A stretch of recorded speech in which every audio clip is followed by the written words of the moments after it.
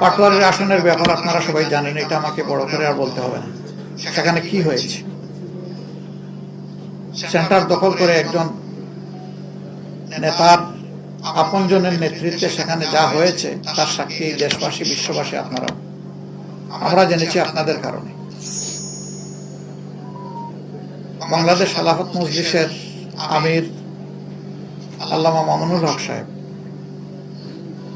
নাসির উদ্দিন পাটোয়ারির ওখানে যে কারণে অন্য একজন প্রার্থীর পক্ষে ব্যালট অ্যাকসেপ্ট করা হয়েছে, ঠিক একই কারণ বিদ্যমান থাকা সত্ত্বেও মৌলানা মামুনুল হক সাহেবের পক্ষে এটা অ্যাকসেপ্ট করা হয়নি।